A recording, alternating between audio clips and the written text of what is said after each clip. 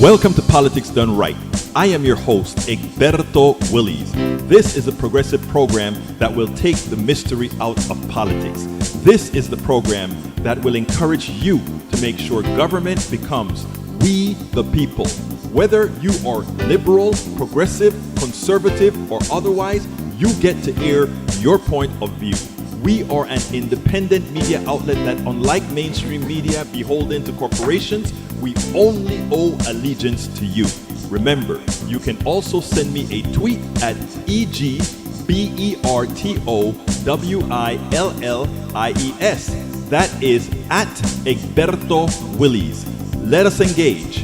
It is Politics Done Right.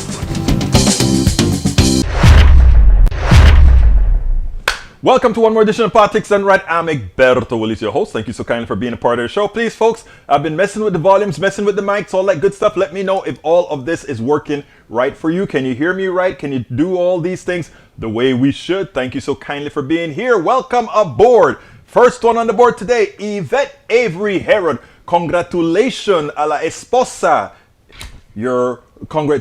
Tell your wife I said congratulations on that new accomplishment. Proud of you guys. But then again, anybody associated with Yvette Avery Herod, what can we say? It's a powerhouse. Melanie Keelan, welcome aboard. Hi there, she says. Alistair Waters, hi all. She says. May Wood says hello all. Yesterday I was watching the show from Tuesday and it was all but over before I realized it. So I missed all but very ending of yesterday's show. May Wood, what's wrong with you, brother? How dare you? No, I'm kidding. You know I love you, Maywood. Come on in. I'm just glad that you found us. And of course, there is AVQ says, just got home, been away with family, then running errands, all sort of tired. Gonna take a load off, listening from AFK. You go, brother, you go, brother, you go, go, go, go, go. Melanie says, it can be a bit tricky to find the live feed. I don't know why they don't make it easier. Guys, if you have it on your phone, make sure to enable the alarms. My daughter, whenever I go live, it rings on her phone right away that she knows it's going live. You can also do that by just allowing everything that we post to come out. You also help us with the cues, right? In other words, if you guys watch my video as soon as I release not only the live video, but if I release another video or whatever, you guys get a chance to help us get those numbers up so that we can get more throughput. That's what it's all about. That's what we have to do. That's how we're going to get our message across. Okay, Yvette says, replying to Wood, it happens. Yeah, you see, we're all fallible, brother. We're all fallible. Maywood says, it might be a good and useful thing to add the date the show is being made. It's there, my dear, beautiful Mr. Wood. I think every show has a date associated with it, but if I'm wrong, let me know. Alistair Waters says, I sound good. That means I got my levels right, I hope. AVQ says, the old way is the best. Set a radio alarm for a minute before showtime. You know, for being a youngster, brother, you're really mature in your heart. Anyway, before I get started with the show, I'm watching MSNBC and they put breaking. Inflation is at 7.5%. Largest inflation since 1982, which was during Reagan, right? So I'm sitting back here, and I'm getting flustered. I'm upset. I am mad because Americans see that, right? They say, "Oh, it's costing Americans $250 on average per family more per month," which is terrible. They didn't get $250 increase in their wages. A lot of people didn't, but a lot of people did, however, change jobs, and in changing jobs they went way over that $250 extra money per month. So they exceeded inflation based on getting a new job that paid them more. But here's my thing. We have taught people to believe that inflation is this magical thing and that government policy is really inflationary when they do certain things X, Y, and Z. I want, first of all, let's go ahead and understand something. And Larry Summers is a clown. Larry Summers from MIT, who worked for Obama, he is the one who screwed us with Obamacare, and he screwed us with a lot with his neoliberal economic policies. No, I don't care what the hell brother Larry Summers have to say. I love my people, but I don't like these people who only care about the wealthy. Let's give an example. Inflation is high, so here's Manchin. Manchin say, we don't need to be doing anything right now because inflation is high. So let's make babies starve because inflation is high. Let's go ahead and let people suffer. Let the people who need it the most suffer because inflation is high. We don't need to overheat the economy anymore. We don't need to give those poor people any more money. No, we do need to do that. We need to give the poor people more. We need to give the lower middle class more and suck it to the wealthy who has made all their monies on the backs of the middle class. People, please, let's have some faith in ourselves. Let's go ahead and stop allowing these people to hoodwink us into thinking we must do the suffering for the wealthy. That's what they want. It's like, well, if inflation is high, we must do the suffering for the wealthy. Marcia Parent Helton, thank you so kindly for being here. Muchísimas gracias por estar aquí. Alistair Waters, I think I saluted you. Eric Hayes, you're here with us. Melanie Keaton, I think I saluted you. So here is my thing, folks. There's nothing magical about inflation, and everything you learn about inflation, right?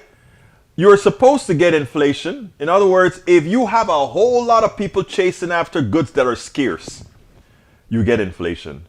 And justifiable inflation, because what happens is, all right, let's use a car as an example. The inflation in cars is more believable than inflation in steaks, than inflation in corn, than inflation in all those things that are grown right here in the good old USA.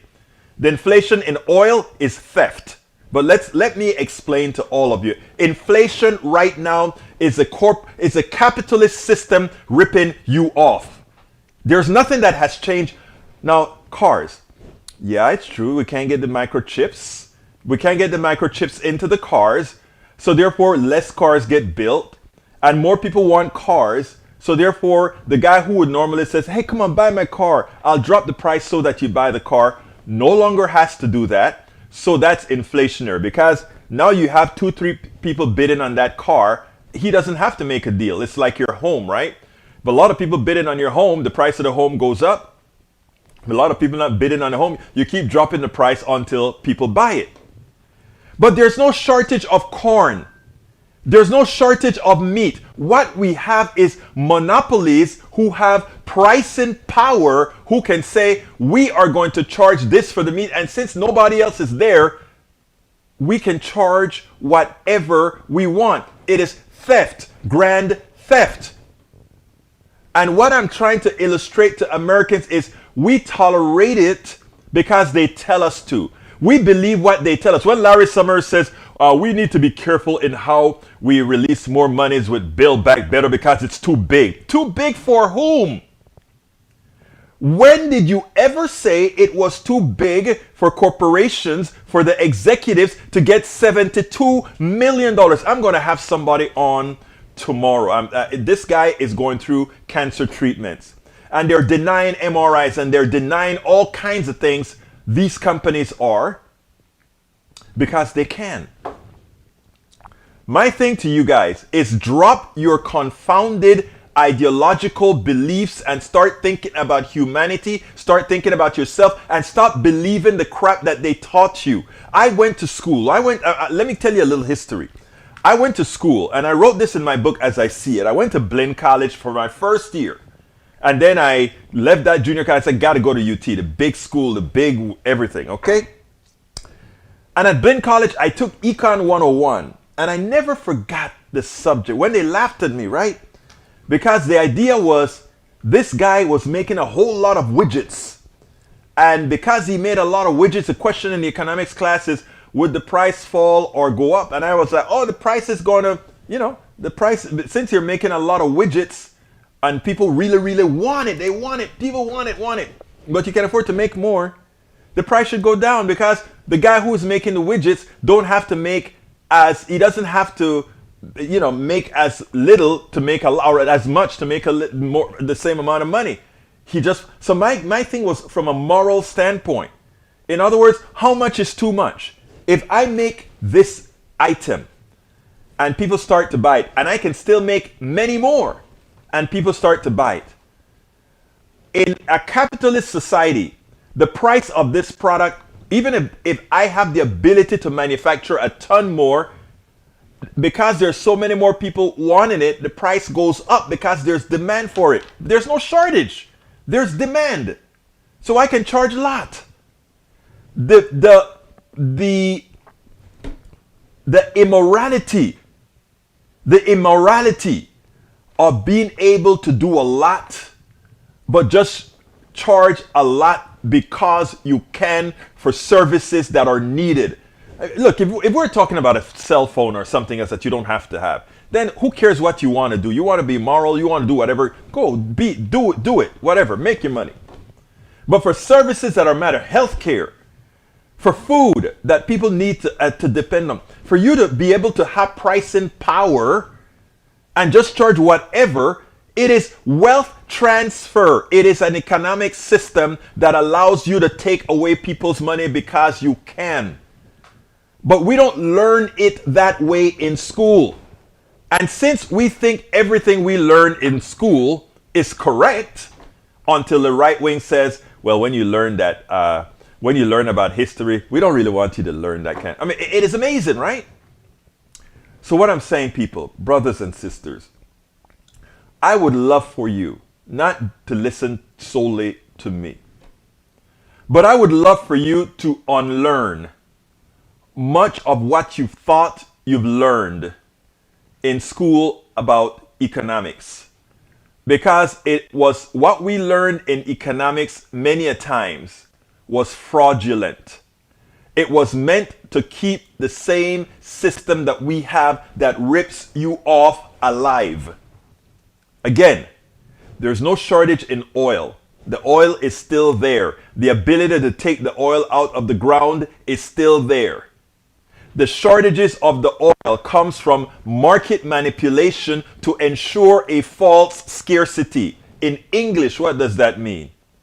We make believe there's not enough.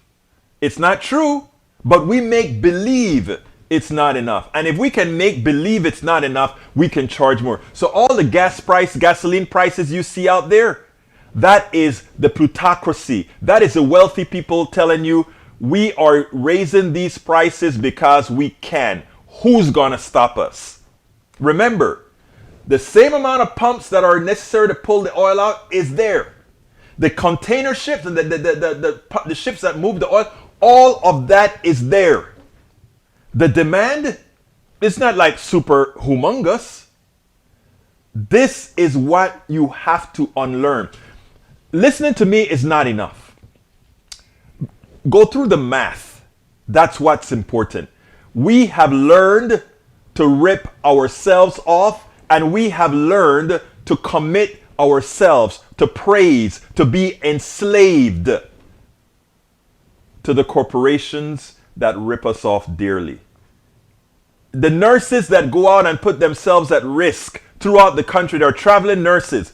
They figured out, hey, if I travel, because with this pandemic, there are going to be places that need a lot of nurses, I can make more money because I'm in demand, supply and demand. That is a real shortage. There are real shortages of nurses. That's a true shortage.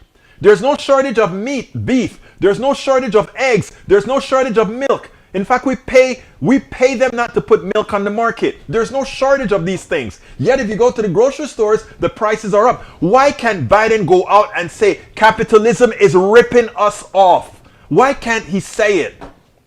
Instead he says, I am a capitalist, but capitalism without competition is nothing more than, what's the word, Ashley? Capitalism, as opposed to, in effect it is ripping you off. But capitalism with competition, exploitation, thank you, Redden, exploitation. Capitalism is exploitation. And those of you who continue to breathe by the religion of this thing, you continue to breathe this religion. Look, I love free enterprise. I love it. I love free enterprise. I love good free enterprise with a solid social safety net. That is what they have fooled you into believing that capitalism is. But you know what it is? It is that CEO making $75 million and then saying you need to take a cut. It is a guy, what's the name of the company that made tractors? They just went on strike and finally won. Help me out here, Yvette Avery. You're our union person because you guys won that battle. The factory that makes these tractors, John Deere makes all the money. They make factories. The productivity is through the roof. They're selling a lot of tractors. The CEO is making a killing. And what are they asking the employees to do? Take a cut. So the CEO makes millions and they ask the people to take a cut. You know how we are going to change this? You have to change it. You have to stop believing the Kool-Aid. You have to stop believing you have to stop believing the indoctrination, because the only way this economic system continues and is maintained this way, the only way is if you stop believing the fallacies that you have learned. And folks, you can look this all up on your own, folks. Tomorrow I'm covering how a brother of mine, good brother from the Houston Peace and Justice Center. He was the president of Houston Peace and Justice Center. He's going through some health issues right now. And he doesn't mind me saying this because he's going to be on air talking about it. I'm going to be carrying that live on KPFT 90.1 tomorrow at 11 a.m. And I hope to do his interview today. And I'm going to carry it tomorrow afternoon on KPFT again. We are getting creamed. We are getting killed by this economic system. And everybody is working their asses off. Americans are not lazy. No American in the aggregate is lazy. Not one in the aggregate. But what they try to do is they show you this black dude on the street with his pants hanging with a booze bottle trying to make him represent a group of people to get you scared about, oh, if we help folks, that's what happens. Or they completely leave Appalachia out of the picture. You don't even see Appalachia on TV. But you see the barrios, you see the ghettos. It's all calculated to screw you all. And it's not screwing any one ethnicity, it's screwing us all. We just don't know. You don't see that damage that's done. That reverse mortgage, I'm screwing you. That reverse mortgage says, you used to build up that home for somebody else. And then you used to go ahead and cede it to your kids. But now you can go ahead and get a reverse mortgage, go to Puerto Rico, go to Jamaica and have fun. Bruce just puts here, Elon Musk 5% tax rate and 50% increase in profits. His employees 25% and 9% raise. It's a shame. Yes, that is our economic system. And when we have people like Brother Eric Hayes continuing over and over and over to have blinders on, brother, I love you, but my God, put some glasses on that doesn't have the colors. And this is not an opinion, my brother Eric Hayes. Stop defending those that are screwing you, my dear brother. Stay with me. Understand what we're saying here. It is imperative that you do, because you are okay, but you're screwing your kids. You, brother Eric Hayes, are screwing your kids. Just like my daughter as a medical student is going to be $500,000 in debt because our system says you invest in it. You invest in them. Okay? Eric Hayes has got them on now and not getting a tax refund since change in administration. That's not what's not giving you a refund. And I think you're an accountant.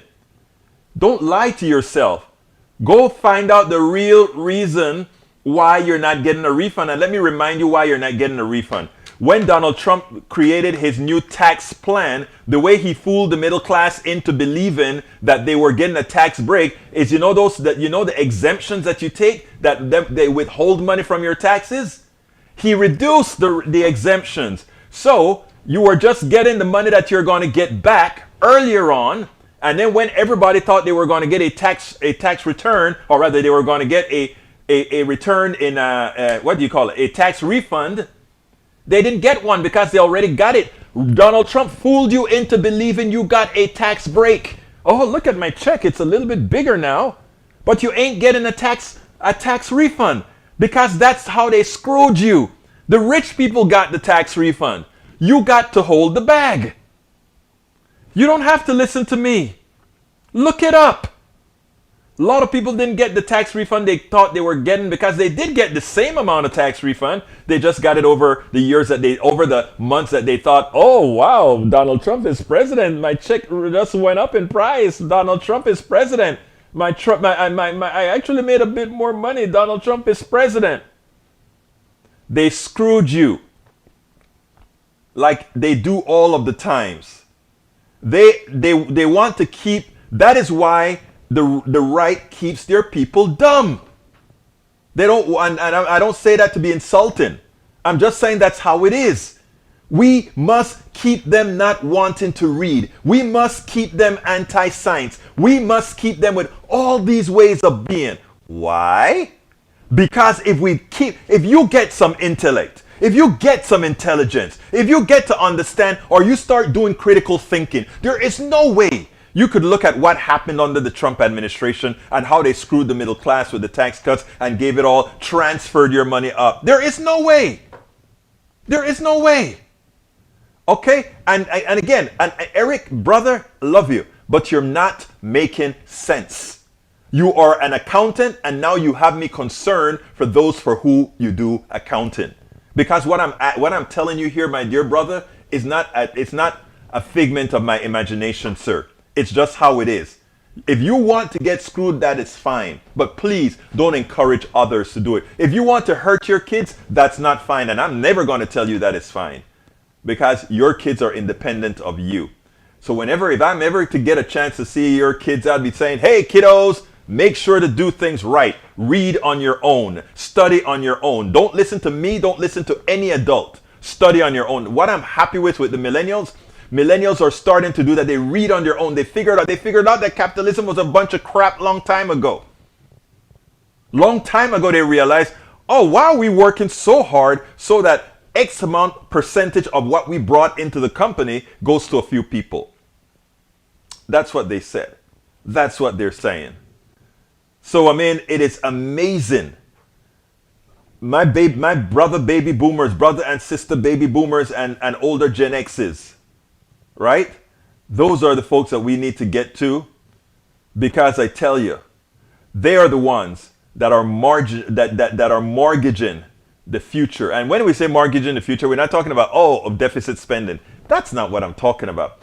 Mortgaging the future means that by mortgaging one's intellect, because all we have to do is get people knowing things. That's all. I don't have to tell anybody to do anything. I just have to ask them to educate themselves. And if they so choose to educate themselves, they will come to the same conclusions that you guys hear on the show. In my book, It's Worth It, How to Talk to Your Right-Wing Relatives, Friends, and Neighbors. When I sat down with that woman, beautiful woman, real conservative, right-wing white woman sat next to me. She just wanted to know what this dude was doing in here every day writing. And I explained to her, and then she had some medical issues that she was pissed off at the insurance companies. Read it in my book. It's Worth It, How to Talk to Your Right-Wing Relatives, Friends, and Neighbors. And we started talking about what would a good healthcare system look like? What would be best? And all I did was ask her questions, and she would give an answer, and I'll say, but what if, and what this, and whatever.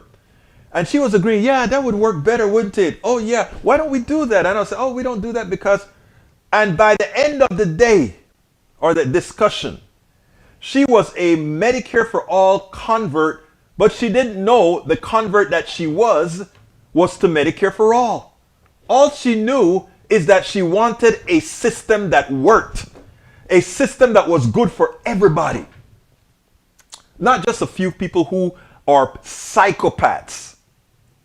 who are psychopaths. Those wealthy people that just can't get enough, they are psychopaths. You know, you have all this money and the administration says, you know what, we need to raise money so that people can have health care, child care.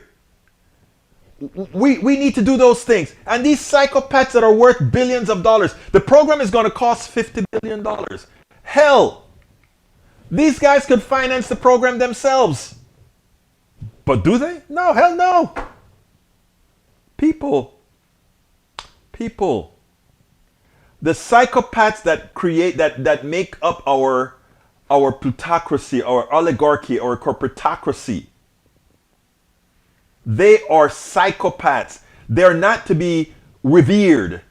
There's no morality behind them. We like to revere, oh, look at all the money they have and look at the prestige. What kind of car they drive in? I'd rather drive a bicycle than be like these guys. I'd rather drive a bicycle. Love people, that's all you got to do. You cannot love your fellow Americans. Be 100 billionaire or a 10 billionaire and complain about taxes. You cannot be but a psychopath if you do that. You cannot be otherwise. What does it take? You know that petty thief that goes into 7-Eleven, he grabs a pack of cigarettes, he grabs a Coke. The amount that these people rip off from us, legally, that they rip off from us. And we think those petty thieves are immoral? We think those petty thieves, there's something wrong with them? Their biggest teachers are the capitalists. They just take because they can. They're thieves because they can. That's it. I just wish you just don't take my word for it. You do the math. There's a study that came out, and I need to go find it, about where the economy does best and why. And a pack of diapers for the baby. Exactly right. Anyhow, let's go with some videos here, man. I want to show you this video for a very special reason, okay? Everybody remember, I think it was Philip Morris who got renamed into Altria, okay? But this commercial, this ad that they're playing on TV, 15 seconds. I'm going to play it in a minute. But I want you to listen to this ad in detail and tell the pathology is such, their psychopathy is so bad that they don't see the immorality of this ad. I want to play it for you, and then we'll take it on the other side because it's very important. Check it out. Altria is moving in a new direction. From being known as a tobacco company to being recognized as a tobacco harm reduction company. Moving beyond smoking. All right, do you guys remember Beyond Petroleum? I guess that caught on. Beyond Petroleum. We're no longer going to do all these polluting. But petroleum, the kind of pollution that petroleum does is bad, right? But it served a useful need. It was responsible for the Industrial Revolution.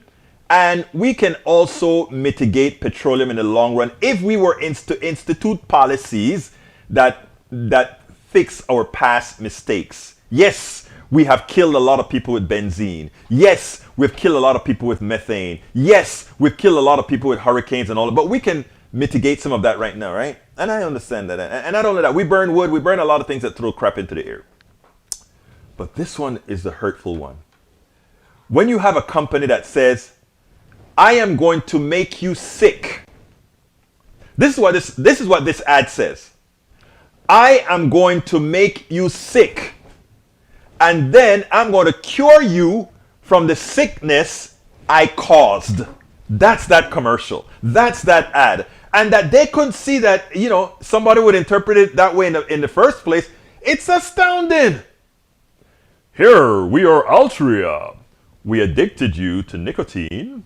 We addicted you to heart disease. We addicted you, or we made you get all these lung issues. And guess what? We've decided that we're going to go beyond it now. What we're going to do is we are going to cure you from all the sins that we created by making you sick. But there's one catch. There's one catch to this. You paid for us to make you sick, and now you are going to pay us to make you well. The corporation, capitalism at its best. And that many have not seen that. That a publicist who got that commercial shows you the psychopathy. I'm looking at this ad, and they're playing this ad in circulation all over the internet, all over cable media. And I'm like, ding dong, don't you see it? You paid us to make you sick, and you're going to pay us to make you well. It's astounding. The way they think we are so stupid. And you know why they think we are so stupid? Because we have allowed them to think that. So folks, all I'm asking you, let's share these programs. Let's share these things. Let's let people understand all these issues, right? Because it's so shameful. Tim Donaghy, Purdue Pharmaceutical, addicted people to Oxycontin and then created an entity to treat the addicted. Same thing, Brother Donaghy. Hey, love you, brother. How have you been? Don't forget, when you come into DC, we go out to lunch or some coffee or something. Anyway, it is astounding, Brother Donaghy. It is completely astounding to me. And what I want to try to do here, folks, is to lift us up. Lift us up so that we can understand how we are nothing more than cogs in a system. In a system to enrich a few. And there are two kinds of us in the cog. There are those of us like myself and Donaghy and Rudnin and Norman and welcome aboard Norman and all these other great people that are trying to fight it. Then there's Brother Hayes, who have been co-opted to defend the same people that's screwing his kids. You know, they give him the semblance of prosperity that won't go down to his kids ultimately, because there is only a certain amount of room in the system. You have got to be invited. And I speak about that part about being invited in my other book, which is called, what is my other book? Good, the last one. How to Make America Utopia. Take away the economy from those who rigged it. I mean, it is astounding, folk. Astounding. We got to get there. Carl Cox is Egberto. Carl Cox has 3 great posts today. Great. Let me see, Carl Cox. You have to point me to your 3 great posts. I'll be happy to promote them. Tom C says, Pfizer to bring in more than $50 billion in revenue this year from its COVID-19 vaccine and oral medicines. Corporations are making record profits while raising prices and causing inflation tax the rich. Hey, and that's what Americans don't see, right? They got the governments all over the world decided to take taxpayer dollars and just throw it to the pharmaceuticals so they can make us healthy, right? But what they don't tell you is the following. The pharmaceuticals really don't want this thing over. I want you guys to understand this. Pharmaceuticals don't want COVID over. Here's the deal. And governments are nothing, many of these governments are nothing but pawns to the pharmaceuticals. Let me give you an example here. The only way to get rid of a disease like COVID that has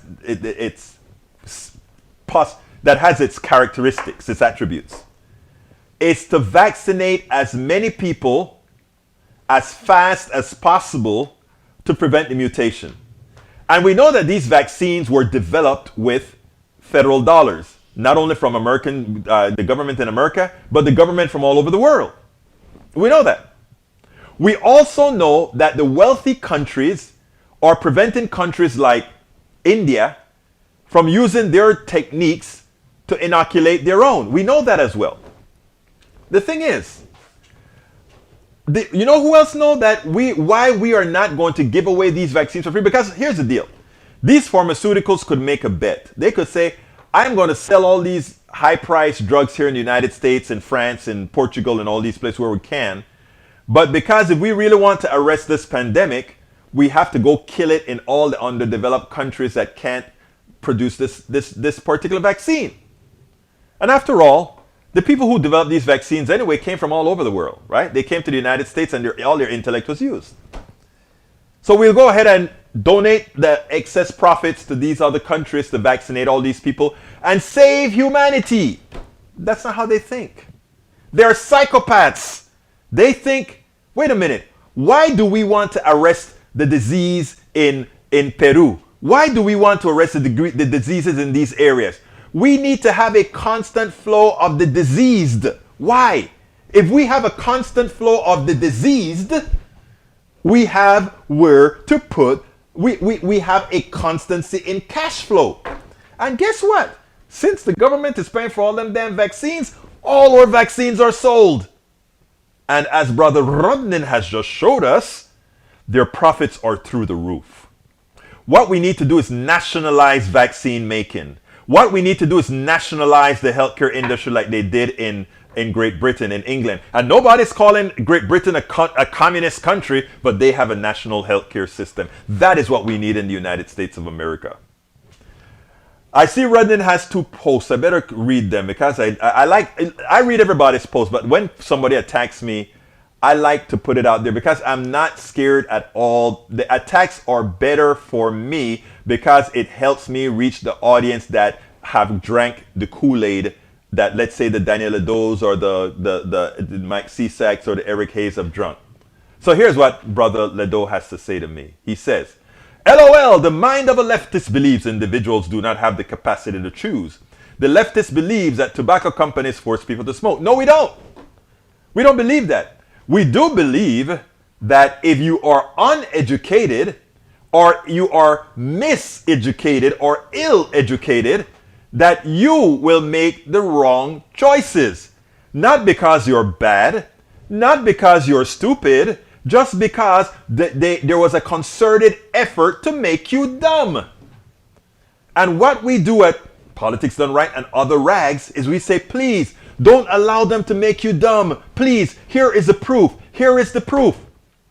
So again, they pay for you to do the silly thing called smoking to hurt your body. And then when your body gets sick, you pay to clean it up. But a lot of people say, well, that's an individual choice. No, it's not. Because the smoker gets the same insurance as I do, who don't smoke, who don't drink, who don't do drugs. I subsidize that person. I don't mind subsidizing the ill of people that I don't have. My daughter got a stroke. She has to be subsidized by others who haven't had strokes. You know, my wife has lupus. She had to be subsidized from all the tens of thousands, hundreds of thousands of dollars we paid in premiums and out-of-pocket costs. Right? So I don't mind that. What I do mind is what the corporations do. I don't mind the individual. Daniel also says, the real threat to our kids is the leftist ideology. That's you, Egberto. It is leftists destroying the future with their reckless social engineering, Marxist policy, and climate change cult. Tell me, please, what specifically have I spoken that's going to hurt your kids, Brother Ledo? I can tell you what you preach that will hurt my kid, but I don't think you can tell me anything I preach that can hurt your kid. I build up your kid. I lift your kid. I elevate your kid. When I say I'm talking about our posse, the people who think this way. So forgive me for the I. It's not a good thing to do. Brother E2247 says, why is CPAC going to authoritarian Putin proxy Hungary for its big meeting? Because they are fascists. That's why. Why do conservatives and insurrectionists want to destroy the U.S.? Because that's what they do. Alistair Waters says, Daniel Ledo, you seriously don't understand addiction, do you? Thank you, Alistair. You are smart, of course. But then, you're here at Politics. You're not messing with you, girl. Carl Cox says, one of them states that the economics is a guessing game. No two economists agree on anything that helps small business. It's not completely a guessing game. Let me give an example, Brother Cox. If I have a wealthy guy and I have a poor guy, this guy's starving, this guy has all the food in the world. If I give the guy $100. There's a all of this stuff follows statistical analysis, but there's a very high statistical chance that the poor guy I give $100 to will buy bread, will buy meat, will buy milk, will buy cheese to take care of his immediate family's necessities. And given that he bought those things, he would immediately create economic activity for the person who makes the cheese to go buy milk, for the person who makes the flour to go buy wheat, and all of that. So it'll create a circulative economy. An economy is measured in how many dollars are moved around. So that's what will happen. But if I give it to the wealthy guy, he'll throw it into the bank. But he already have a ton of money in the bank. The delta dollars that he puts in the bank has no economic restorative value at all. And that is what they don't teach you. Oh, the job creators, they don't create a damn thing. The people who create jobs are the people who create demand. And guess who that is? You. You are the heroes. You are the ones that make them rich. You are their raw material. And at the same time, they don't want to reward you for the raw material that you are. Inflation today is a farce. And it's time for the administration to get out there and say that that inflation is being caused by the greed of corporations, but worse than the greed of corporations, the immorality of our economic system. That is what needs to be talked about out there. And there's no middle ground here. That is what's happening. Amy William Brand, welcome aboard. Pfizer profits, far cry from the days of Jonas Salk, who gave his polio vaccine at no cost, free to the world. Exactly. Jonas Salk gave it away. This was for society. And he understood something better. A healthy society is more vibrant, and there are a lot of other things to make money on. There's a lot of other things to profit on. Why profit on life? Why profit on life?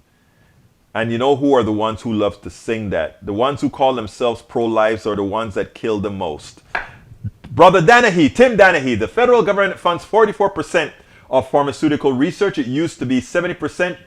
Should government get a royalty or perhaps a sure? I think they should get a royalty. But let me tell you that 44%, brother Danahy, is a bit misleading. It still remains at about 70%. What we've learned to do is we've learned to cover costs, right? The cost that is offset to the government. Let's give an example.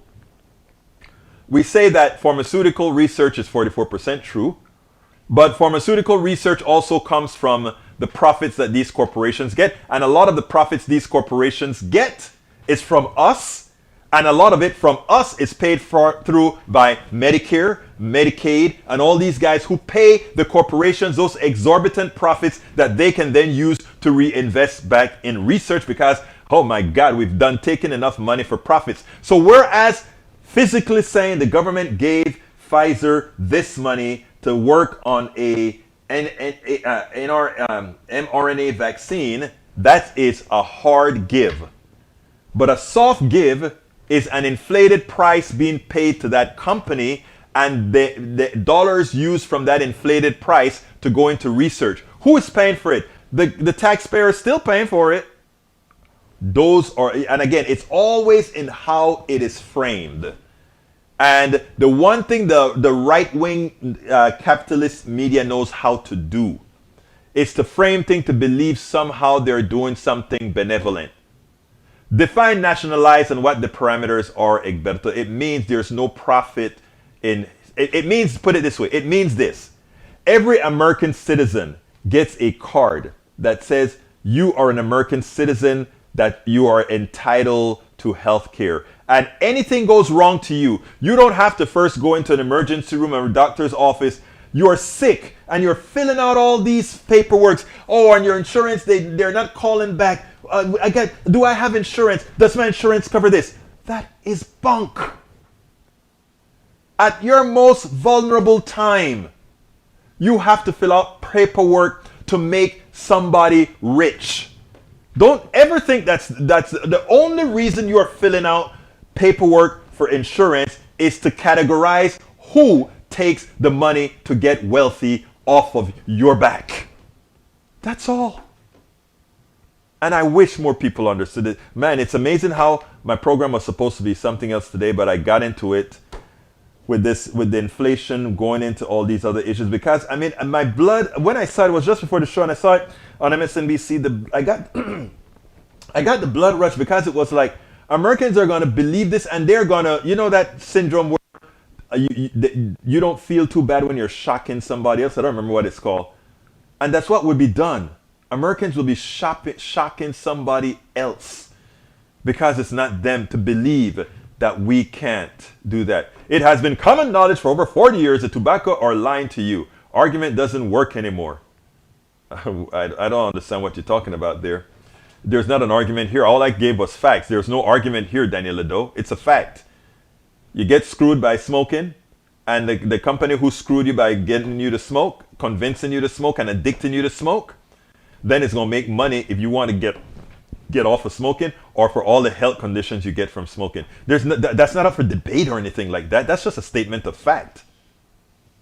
Egberto, yesterday you said legalize everything, and I'm 100% behind that statement. Legalize absolutely all these drugs. 100K have died last year of OD from cartels. Yeah, you're right. And if those drugs were legal, the cartels would be out of business, because nobody would have to hide to buy drugs anymore. They could go out and buy drugs. There wouldn't be a stigma of being in jail attached to having drugs. And if you think that's bad, alcoholism is a drug too. Alcoholics are drug addicts. We just decided to make that one the legal drug. That's all. Let's see what else we have here, sir. Para ver, Daniel Lado says, no, Carl Cox says, big pharma use record profits that aren't taxed to legally bribe politicians. Exactamente. Let's see what else we have here. Okay, I got another video to show you. Let me show you. I need to get this one out of my system. This now is about Chuck Todd and the insurrection and Republicans. Let's go ahead and let me set it up here. It turns out that Marc, whatever his name is, Marc Short, who was Vice President's Chief of Staff, he went on to Chuck Todd to say, yes, I believe it was an insurrection for real. But yeah, there may have been issues with voting. In other words, they are trying to ride both sides of the stick. Check this out, and then we'll take it on the other side. I think you're gonna see what I'm trying to talk about here. Let me start with the motivation of your former boss, former Vice President Pence, and why this week did he chose to give a big platform to this week. Why? Well, Chuck, I think that, as you mentioned, the Vice President has commented on January 6th on several occasions, including last summer at the Ronald Reagan Library. And he extended those remarks a little bit this week at the Federalist Society, primarily because the President's comments about the Vice President had the ability to overturn the election, I think, merited response. Of course, there's nothing in the 12th Amendment or the Electoral Count Act that would afford a vice president that authority. It's why no vice president in 200 years has ever used that authority. And it's certainly not one that I think conservatives or Republicans would want Kamala Harris the ability to say she's going to reject votes from Texas or Wyoming or any other state heading into 2024. Well, why did he stop there? Why didn't he say, look, it's been a year. There's just no evidence out there. This was a free and fair election. The Trump-Pence ticket lost. How come he didn't go that far? Well, Chuck, I think like a lot of people, the vice president has significant concerns about the election. I think because of COVID. Still? Because of COVID, sure. I think that a lot of us do. But there's been no evidence of fraud. You could disagree on the election law, but I understand that. So I think there were significant concerns about what transpired in Pennsylvania, what transpired in Wisconsin, what transpired in Georgia when you said you had to have matching signatures. You didn't. You had election officials overruling state officials and saying we'll keep the balloting open, allowed universal access and mail-in balloting. But at the same time, the Constitution is clear as what that process is. You're afforded a chance to challenge. You're afforded a chance to bring legal challenges. But at the point of the Electoral College meeting on December 14th, at that point, the process is concluded. And that's why the Constitution wanted the states the ability to certify elections and not for the federal government. Do you believe Joe Biden was a legitimately elected president? Does the former vice president believe that? I believe that Joe Biden is duly elected president of the United States, yes. Legitimately so. The election was legitimate. You may disagree with voting procedures, but the election itself was legitimate. I mean, I think it's the same question. I think that there were significant concerns about the process of that election that's going to create a cloud. But I think, Chuck, at the same time, to your point, the campaign had opportunities to bring that evidence up till December 14th and didn't. And so I think at this point you have to assume that he was duly elected. And the reality is that there was not enough significant fraud that was presented that would have overturned any of those states' elections. Doesn't it say a lot that a year later that actually the more evidence has shown that no fraud happened? I mean, doesn't that even reinforce this even more a year later? As I said, I think there are significant concerns, and I'm glad many states are looking to rectify, Chuck, but I've acknowledged that the president's duly elected. Amazing. We're still talking about was the president duly elected. Look, let me teach Marc Short something. In effect, you're partially right, Mr. Short. There was fraud found in the election. In Pennsylvania, there was fraud shown. In Atlanta, there was fraud shown. But guess what kind of fraud it was? It was Donald Trump supporters voting twice. In Arizona, it was Donald Trump supporters using a dead wife's ballot to vote. So yes, there was fraud, just on the right. That's it. So the fallacy, the fantasy that something was wrong with the election and there was this big fraudulent occurrence. Yeah, there was fraud, tiny bit. But it was on the other side. And that's how it has been. That's been a constancy. Most of the frauds we've been finding in the last several years would not have made a difference in the outcome of the election, but they were mostly, predominantly on the right. Again, you don't have to ask me. You don't have to believe me. You just have to look it up. That's why we all have a brain, and that's why we can all do what's known as critical thinking. The reason why the right is so perturbed about critical race theory, it's not that they're teaching critical race in school, is that they don't want history to be taught in school. Because as I've mentioned all along, most Americans are good people. And when they find out the truth that they didn't learn, when they find out the lies about history that they've been told for centuries, they will say, oh my God, the truth shall set you free, and it really does. I don't hold anybody accountable for what their ancestors do or did. I do hold them accountable for repeating the same mistakes. I do hold them accountable for not wanting the truth to be told. Let's get that right. All right, Daniel Ledo has an interesting thing, and it shows you critical thinking here. I'm going to talk to Daniel Ledo about this because I think it's important. Because the analogy that he tried to make would have seemed to make sense. But as usual on the right, we never go deep into the subject. We only skim the surface. And because we only skim the surface, we allow people to hoodwink you.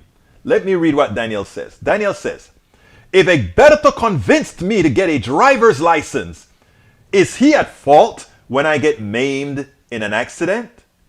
No. Because you have a car, and the car has a purpose to drive you from point A to point B. If you happen to make a mistake or somebody else who drives make a mistake, you may get maimed or killed. Is that Egberto's fault? No. But is giving you lung cancer a fault of Altria or any cigarette companies? The only purpose of the cigarette, there was no benevolent purpose for alcohol, no benevolent purpose for cigarettes, etc., right? So whereas you need a car to go to point A to point B, you don't need a cigarette. But it's a free world. You can do as you please. But me introducing you to cigarettes is introducing to something that can kill you, because the only purpose it has is of nothing positive. So the analogy, while on the surface may look good, it shows a level of not deep thinking. Tim Donaghy says, the most effective way to destroy people is to deny and obliterate their own understanding of their history. Perfecto. Oh, I thought it was your words, Tim. It's George Orwell. Thank you. Egberto, don't stand next to others that smoke and don't get in said car if you feel unsafe. I don't. I don't hang around people who smoke. Or if somebody's smoking around me, they either stop smoking or I leave. You can do as you please. You just don't do anything to infiltrate me. It's that simple. Same thing with vaccines. I don't want to be around somebody who hasn't been vaccinated. It's that simple. I love you. It doesn't mean I don't care about you as a human being. I honestly, genuinely care. That's why I get you to try to stop smoking. That's why I get you to try to take a vaccine. I genuinely cared about you. I spoke to a woman yesterday as I took my daughter to rehab, and she told me she was not going to take the vaccine. I gave her all the information I could. I gave her a card. I told her if she needed more explanations later on, I'd be happy to talk to her. But I told her I do care about you. And in as much as I shouldn't be pestering you about go take the vaccine, if I didn't, it would show that I just don't care. And I do care. So it's important. She looked at me and she said, you know, you're not supposed to be talking about religion. She said, what did she say? You're not supposed to be talking about religion and something else. I said, you're right, ma'am. But I like you. I said, by the way, I told her also, don't you think since you're a religious person that God may have sent me to talk to you? I'm still not taking the vaccine. So, okay, ma'am. I just think, however, that I planted a seed in her and hope that that'll work. We're getting to the end of the show. And as usual, I am so taken up with the show, I forgot to do my ask. So give me 2 extra minutes today. Let me play my thing for the books and do my ask, and then I'll be done shortly. So let's do the book. Berto Willis, as host of Politics Done Right, a progressive radio media show on Pacifica Network's KPFT 90.1 FM Houston that engages all ideologies. I found that our political angst isn't mostly ideological. There is a well-designed effort by many in power to control us. If we are at each other's throats, we are less likely to demand our economic and local wishes. In that light, I wrote 3 books. I wrote the first one titled, As I See It, Class Warfare, the Only Resort to Right-Wing Doom, to describe the entire economy in a manner we can all understand. It highlights why it was designed to pill for most as it empowers a few, the chosen. The second book, titled, It's Worth It, How to Talk to Your Right-Wing Relatives, Friends, and Neighbors, take it to the next level. After understanding how the system pilfers, it is incumbent that we can speak to our peers to empower a change. The third book, How to Make America Utopia, Take Away the Economy from Those Who Rigged It, gives us a place to land. After learning about our economy that is dysfunctional for most and learning how to engage the other side, we point out what would make an economy that works for all. Each book stands on its own, but together they provide the full picture. Please consider getting one or more. You will undoubtedly learn, be entertained, and help us continue the mission with our blogs, articles, videos, and books. Absolutely so. And folks, please do remember, if you are on YouTube right now, please click that join button, become a part of the YouTube posse. I mean, look, PDR posse, we need your support. The truth is, we can't continue doing this the way we do it unless we are supported. You notice the big pharma and all these guys, they can go give big money to the radio stations. We just need your small onesie, twosie, threesie, foursie, fivesies here. That is what really helps us. So please click that join button. If you don't see a join button, but you are on Facebook or some other channel, go to politicsdoneright.com/YouTube, politicsdoneright.com/YouTube. Alternatively, you can go ahead and go to support us on Patreon, politicsdoneright.com/Patreon. Patreon is done, Patreon is spelled Patreon. Thank you, E2247, for asking about Ashley. She went for a checkup today, doing fine. She also does her rehab every day at home, plus at the place where we go. Today she did altogether 6 flights of stairs, man. My baby did 6 flights of stairs. It was tough on her. She was tired, but she went up those stairs on her own. She sometimes she used her cane, sometimes she used the railing, but she meant that she was going to do it. Bridge MCP is doing fine. She's getting better slowly. She's going to be back with us. I haven't spoken to her in a couple of days, but Bridge is going to be back with us as well. Folks, go to our, you can support us as well at politicsdoneright.com/PayPal, politicsdoneright.com/PayPal. Remember, you can go to our store. A lot of new stuff at our store. Please go to, including the t-shirt with the squad. politicsdoneright.com/store. politicsdoneright.com/store. You can also get all our books. Please get our books. We need to sell more of those books so that people can see what we're talking about. It's not some crazy mythology, some crazy ideology. It is just common sense. It is just there to say, we the people. Go to politicsdoneright.com/books. politicsdoneright.com/books. Last one is politicsdoneright.com/support. politicsdoneright.com/support. You want to support us? We have all the different forms you can support us at politicsdoneright.com/support. Bruce says, I couldn't do 6 flights all at once, maybe with a long break halfway.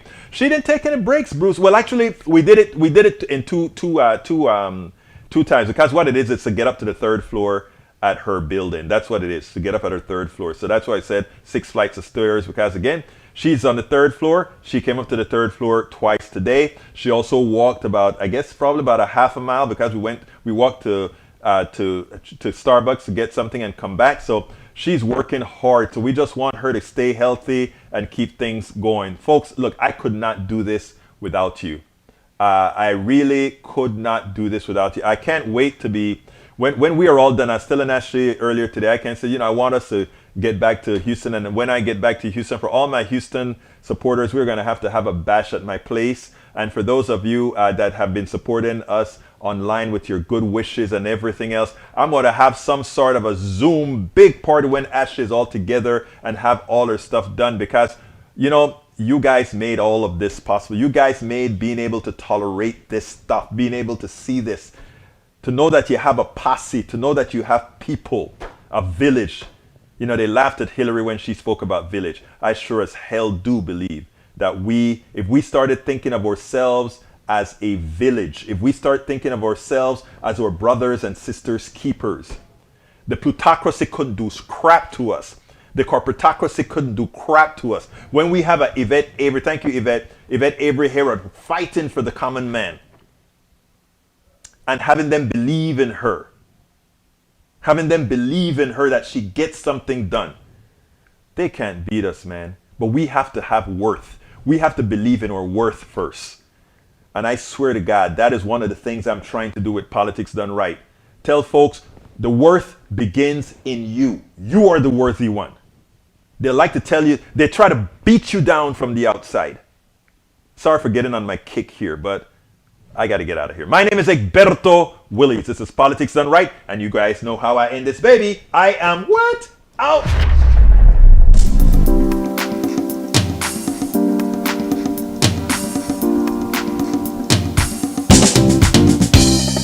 Welcome to Politics Done Right. I am your host, Egberto Willies. This is a progressive program that will take the mystery out of politics. This is the program that will encourage you to make sure government becomes we the people. Whether you are liberal, progressive, conservative, or otherwise, you get to air your point of view. We are an independent media outlet that, unlike mainstream media beholden to corporations, we only owe allegiance to you. Remember, you can also send me a tweet at EGBERTOWILLIES. That is at Egberto Willies. Let us engage. It is Politics Done Right.